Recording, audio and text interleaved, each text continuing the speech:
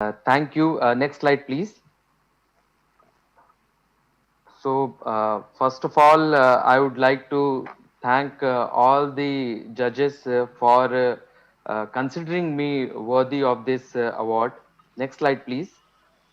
Yeah, next slide, please. I was informed that this award is for young oncologists and who are supposed to be future leaders, and I had to make a 10-minute presentation of my best data. So I was wondering what should I present today. Next slide, please. So before I go on to my best data, I thought I should tell you briefly about myself. I joined medical oncology in 2012 after my MD. 2013, I joined Tata Hospital Mumbai for my DM training, and whatever I am today is because of my alma mater as well as my guide and mentor, Dr. Kumar Prabhash, whom I like to thank today. And in 2017, he supported my idea to come to Calcutta to join Narayana Super Speciality Hospital. Next slide, please. And Dr. Kumar always told me, Vivek, what it is to become a complete oncologist, which I want to share with all of you today. He told that not just clinical practice, you need to continue your learning, acquire new qualifications, contribute to your practicing institution, continue research and publications, participate in societies, take responsibilities, organize conferences, contribute to journals, review articles, be in the editorial committee. Next slide, please. And have I really fared myself? So I have been trying on all these lines only, whether it is starting something new at my hospital regarding PICC clinic or starting the intraperitoneal chemotherapy. And now we are introducing scalp cooling for the first time in Eastern India in my hospital. Next slide, please. And what is my best data? So, being a part of Tata Hospital Mumbai, I was a part of many studies that was being conducted there. Next slide, please. And I had presented this randomized phase 3 study of pemetrexed versus erlotinib maintenance at ASCO 2018. So this is essentially probably the highest platform on which I had presented the data. Next slide, please. But is this really my data? And this probably what defines me is what I have done after passing out from Tata Hospital. So I thought I would not present this one, but present something which I have done after passing out from Tata Hospital. Next slide, please. So I had published earlier regarding the paclitaxel cetuximab chemotherapy, how it is acting much better than oral metronomic chemotherapy. And continuing with the same research, next slide, please.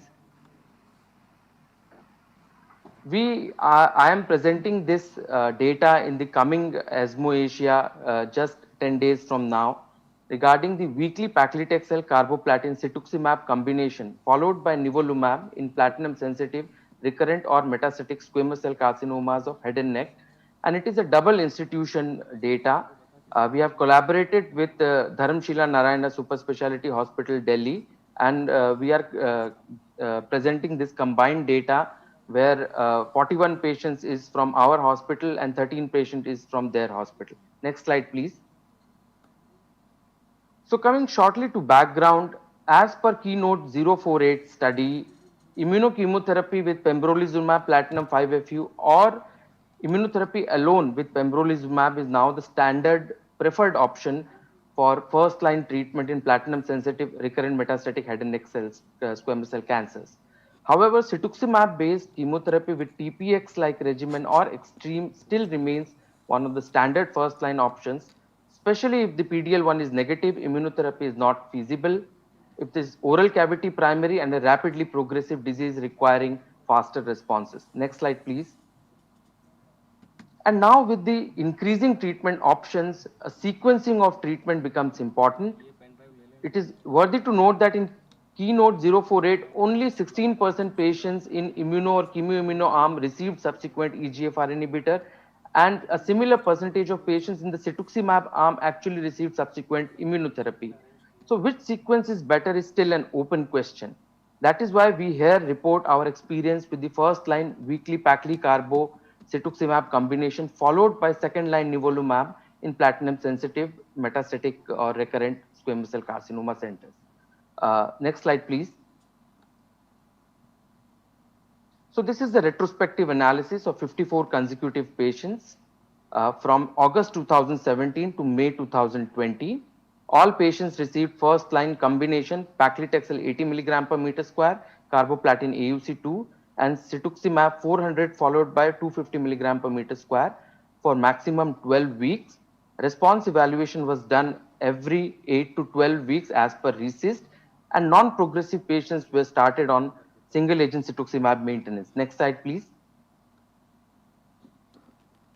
Patients who progressed were further treated with either second line nivolumab or oral metronomic chemotherapy with celecoxib, erlotinib and methotrexate as per their feasibility. Toxicities was documented as per CTCAE and the data for analysis was cut off on 7th of July 2020. Next. Next, please. We evaluated the overall response rates, progression-free survival 1 and PFS 2, overall survival and the toxicities. Next slide. Standard statistical measures were used. Next slide. So coming to results, next slide. So these are the baseline characteristics. Next slide. And to highlight the baseline characteristic, the median age was 56.5 years. More patients had oral primaries. 30% were treatment naive and rest had a treatment-free interval of 10 months. 75% had tobacco abuse history and 11% had cardiac dysfunction and 13% had renal dysfunction. Next slide. And these are the results. So 23 was the median number of cetuximab cycles. 33 patients actually progressed on cetuximab, whereas 21 were continuing cetuximab. Among the 33 who progressed, 19 subsequently received nivolumab, 10 received oral metronomic, and 4 received best supportive care. And as of the data analysis date, 30 patients were alive. 21 continuing on cetuximab, 9 on nivolumab, whereas 24 were dead, and median follow-up time was 21 months. Next slide, please.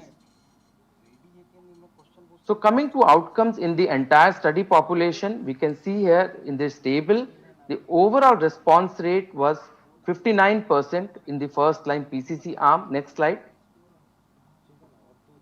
The median PFS1 was 7 months and the median overall survival was 15 months, which is comparable to the best data available yet. Next slide. Next slide, please. Looking at the outcomes that were obtained post progression on second line. So in the nivolumab arm, we had a 26% overall response rate, whereas 10% response in the oral metronomic arm. The median PFS2 was 6.5 months in the nivolumab as compared to 2 months in oral metronomic, and the median OS was 20.6 months in the nivolumab arm as compared to 7 months in the oral metronomic. Next slide.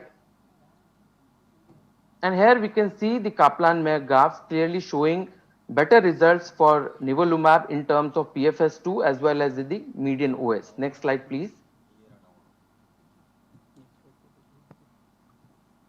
So this is the result summary I have already told. Next slide, please. Coming to toxicities, so grade 3, grade 4 adverse events on first line PCC included 30% neutropenia, 35% anemia, 7% thrombocytopenia, 11% febrile neutropenia, and 16% skin reactions, which is very acceptable for a population which had 50% comorbidities and 25% patient having some renal or cardiac abnormalities. While on second line treatment, fortunately, there were no grade 3, grade 4 toxicities. Next slide, please. So to discuss this, what we get is that weekly paclitaxel carboplatin probably appears as a equally effective but safe backbone for cetuximab as compared to cisplatin 5-FU or docetaxel platinum. Our results of efficacy and safety are in tandem with other data on the first line PCC like Cactus data, and PCC is safe even in patients with cardiac and renal dysfunction. Next slide, please. Early immunotherapy has shown OS advantage in the keynote study, and even the PFS2 of 11 months that is reported there is superior. But it is really questionable whether we can actually apply this data to the Indian subcontinent. Here, our patients are having more oral primary, they have smokeless tobacco, cost factor is important, whereas in the West, they are mostly non oral primaries, HPV related, and cost is actually not in constraint. And therefore, we need randomized prospective data comparing the alternate sequencing of immunotherapy and cetuximab based therapy in the recurrent metastatic head and neck setting. Next slide, please.